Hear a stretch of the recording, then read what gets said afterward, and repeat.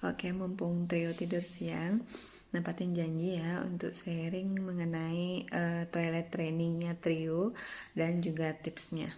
Karena yang ditanya mengenai sharing dan tips mengenai toilet training trio, jadi yang dibahas di sini pure dari apa yang dilakukan oleh Mak Trio, mentraining trio untuk bisa goal dari toilet training. Nah, yang pertama, apa sih toilet training itu? Toilet training adalah kita mentraining atau mengajari seorang anak untuk bisa lepas diapers dan pup atau pipis pada tempatnya, yakni di toilet. Itu namanya toilet training. Jangan sampai kalian toilet training fokus tujuannya hanya lepas diapers, tapi lupa bahwa setelah lepas diapers anak ya memang harus pipis dan pup di tempatnya. Kalau misalnya kalian fokusnya hanya lepas diapers, jadi toilet trainingnya cuma goalnya ya lepas diapers. Tapi apa? Kalau misalnya nggak langsung diarahkan ke tempatnya, itu kalian 2 kali jalan, 2 kali rempongnya. Jadi saran dan tips saya yang pertama yaitu kalau kalian mau toilet training sekalian aja. Toilet training lepas diapers, plus ngajarin anak untuk langsung pipis dan pup di tempatnya. Jangan lepas diapers tapi anak pup dan pipis di lantai atau di natah atau di halaman. No. Nanti kalian double lagi. Dia memang lepas diapers tapi dia pupnya tetap nyari natah atau nyari halaman. Ujung-ujungnya kalian double lagi ngajarin dia untuk biar nggak terbiasa di halaman balik ke toilet 2 kali jalan kan. Jadi mending sekalian aja. Lepas diapers kalian langsung ajarin ke toilet, jangan ke tempat lain. Oke? Nah, apa yang perlu kalian siapkan sebelum toilet training? Itu yang pertama, kesiapan ibu dan anak. Kapan ibu dan anak itu siap? Jujur, toilet training adalah fase di mana ibu rentan stres karena itu sangat capek. Karena beban pekerjaan rumah tangga itu bertambah terutama di bagian mencuci dan mengganti spray bolak-balik jemur kasur. Itu benar-benar butuh kesabaran dan ekstra banget untuk agar kita tidak mudah menyerah gitu. Kedua, itu harus anaknya siap. Kapan anak saya siap? Hanya seorang ibu yang tahu kapan anaknya siap. Jadi kita selalu melihat dia, apakah dia sudah siap untuk di training, untuk toilet training. Kalau kalian merasa anak sudah siap, silahkan di toilet training. Jadi kesiapan dulu ya. Nah, kalau saya pribadi nih, saya jarang banget menjadikan orang lain sebagai patokan. Entah anak mereka sudah bisa terbang, entah anak mereka sudah bisa jungkir balik, itu saya nggak terlalu memperhatikan ya. Saya masa bodoh, jadi saya tidak pernah membandingkan anak saya. Apa poin acuan Mak Leo? Cuman buku pink dan jurnal serta artikel parenting. Selama maksimal umur anak tersebut harus sudah bisa A, B, C, D, kalian harus warning sama maksimalnya itu. Jadi kalau sebelum itu anak teman-teman sudah bisa, oh nggak apa-apa, baik kan? Tapi kalau misalnya belum juga, anak dia udah duluan loh, anak saya belum, ya nggak usah khawatir, ya nggak apa-apa semasi batas maksimal itu belum lewat kan? Misal batas maksimalnya 2 tahun, anak orang 1 tahun sudah bisa, anak kita 1,5 belum bisa, ya nggak apa-apa, slow aja, nggak usah itu dijadiin acuan atau bikin stres gitu. Tapi kalau 2 tahun anak kita belum bisa, kalian harus warning. Jangan terlalu terlena. Masih kecil jugaan, nanti aja pas besar. Masih kecil jugaan, nanti aja besar. Karena kalau sudah besar itu lebih repot dan lebih susah lagi. Jadi jurnal-jurnal yang ada itu sudah ada penelitiannya dari ahlinya. Jadi kita tinggal membaca, menerjemahkan. Oh ya, berarti patokan saya sebegini anak saya harus sudah bisa jalan. Sebegini anak saya harus bisa ngomong. Jangan sampai batas ngomong lewat, kalian masih enjoy, kalian masih santai bilang nanti aja juga dia bisa. Nggak bisa seperti itu. Kalian harus warning gitu, tangar jadi orang tua. Umur segini kok dia belum bisa ngomong ya, kita konsultasikan ke dokter. Dok, wajar nggak anak saya umur segini belum bisa gini? Jadi dokter yang menentukan itu wajar atau enggak. Kalau misalnya kita harus mengejar, ya kita harus ekstra push. Begitu juga dengan toilet training. Toilet training itu kapan sih bolehnya maksimalnya ya kan nggak ada aturan baku harus 1 tahun sudah, 2 tahun sudah, enggak. Tapi apa? Kita yang membuat batasan. Oh, dia misalnya 2 tahun sudah harus toilet training udah lepas. Kita harus komitmen 2 tahun mereka lepas nih. Jadi apa ruginya kalau nggak di atas 2 tahun belum toilet training? Bayangkan kalau 5 tahun mereka masih pakai diapers dan kemudian mereka masuk TK. Apakah mereka tidak dibully?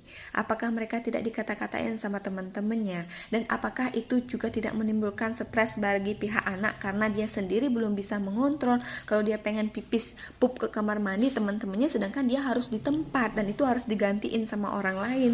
Jadi kan ada mental tersendiri. Itulah kenapa kita harus men-toilet training anak-anak dengan batas kapan sih maksimalnya gitu. Jangan kita terlalu terlena atau terbuai, nanti aja anak kita masih kecil. Jangan juga terlalu terburu-buru, masih piyi, masih kecil juga kita toilet trainingin karena ego kita mengejar ibu lainnya gitu. Anaknya sudah bisa, kok anak kita belum, kita harus paksa. Oh nggak bisa seperti itu. Kalian harus lihat dan kalian yang mengenali sendiri anak kalian siap atau nggak siap. Tapi jangan terlalu terlena, harus ada batas maksimumnya. Habis kesiapan ibu dan anak, yang kedua, apa yang harus disiapkan sebelum toilet training? Kalian harus sudah lepas DOT, kalau itu anak sufor atau anak DOT. Kalau misalnya belum lepas DOT, usaha untuk toilet training lebih payah. Karena anak DOT itu minumnya lebih konstan, lebih banyak. Kenapa? Karena DOT adalah benda yang membuat kecanduan, memiliki kenyamanan tersendiri untuk anak. Anak-anak DOT itu lebih suka minum. Jadi asal ngancang aja dotnya minum, minta lagi dot minum, itu lebih susah untuk toilet training. Jadi sebelum kalian toilet training, kalian harus dot training dulu, lepas dot dulu. Kalau kalian mau misalnya barengan, itu boleh aja, tapi lebih rempong karena kalian double manajemen gitu loh. Kalian harus mengatur dotnya, kalian mengatur pipisnya. Jadi kalau saya pribadi, saya selalu bertahap ya. Toilet training itu selalu dilakukan bertahap, nggak langsung jujur-jujur gitu, nggak bisa gitu, harus per step karena semua berkaitan. Apa yang diminum itu yang dikeluarkan. Semasa yang diminum masih kacau waktunya, yang keluar juga kacau. Kalau yang diminum sudah cukup dan yang keluar kita juga bisa kontrol. Jadi kita bisa tahu dia jamnya pipis nih gitu.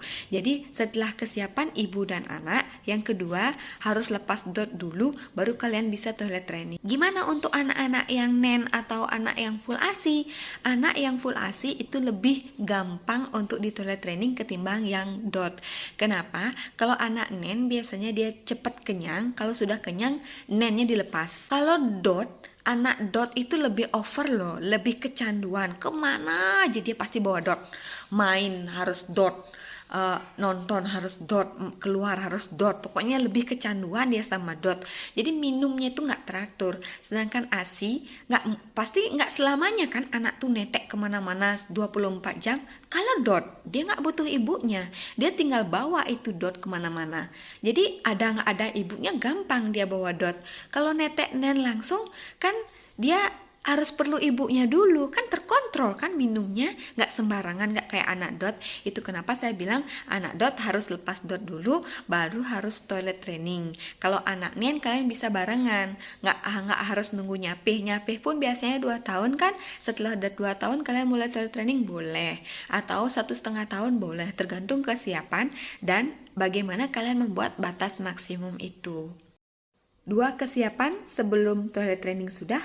Yang ketiga, gimana caranya untuk yang tidak full time mom, yang anaknya tidak diurus sendiri, yang misalnya dititip sama neneknya atau ART dan keadaan membuat mereka harus bekerja, mereka kan tidak bisa full time untuk men-training anaknya gitu.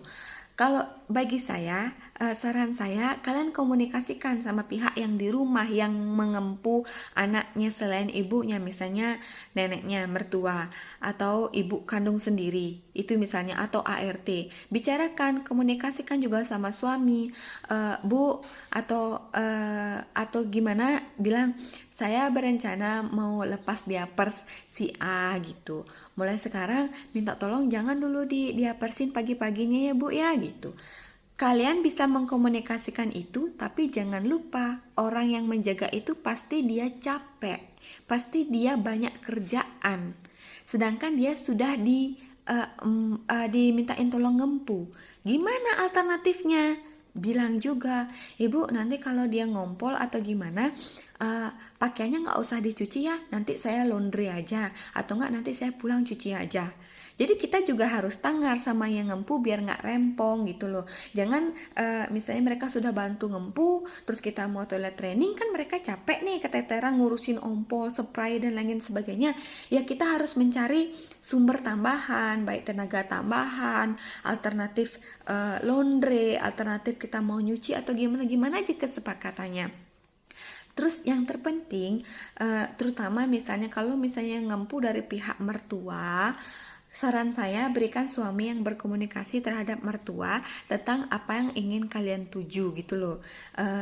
Lebih lugas dan lebih aman ketimbang kita yang mengkomunikasikan sama mertua. Nanti takutnya salah paham ya, kita niatnya baik, mertua nerimanya nggak baik, kan jadinya lebih berapi. Mending kasih aja wewenang untuk berkomunikasi itu pada pihak suami.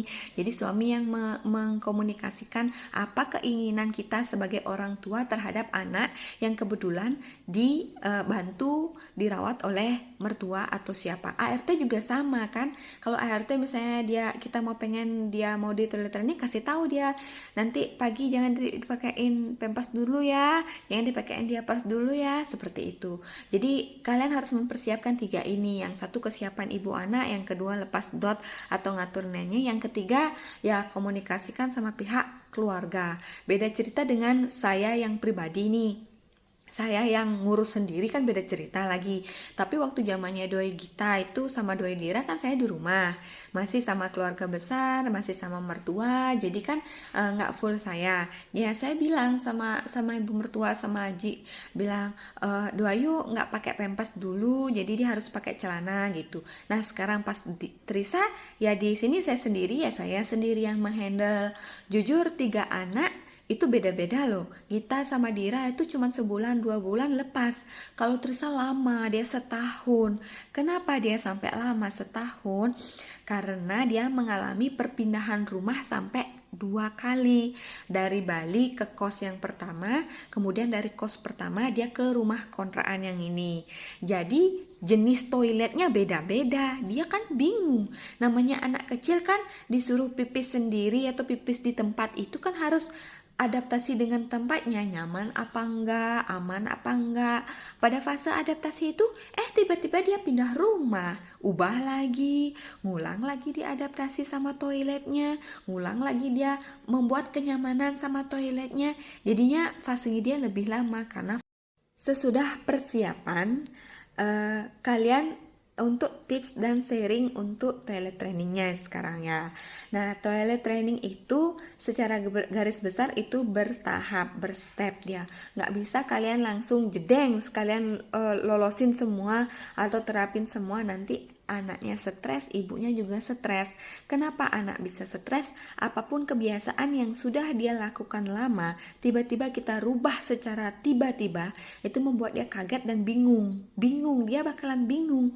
Semakin dia bingung, semakin lama proses toilet trainingnya. Usahakan dia dipelan-pelanin gitu loh, perlahan gitu, sambil pengenalan. Dia pun nyaman dengan perubahan hidupnya. Oh awal-awalnya begini, lama-lama begini gitu. Jadi kita nggak asal sudah toilet training lepas pagi siang malam, jadi dia bingung, kita juga bingung. Jadi ada stepnya dulu ya untuk toilet training gitu.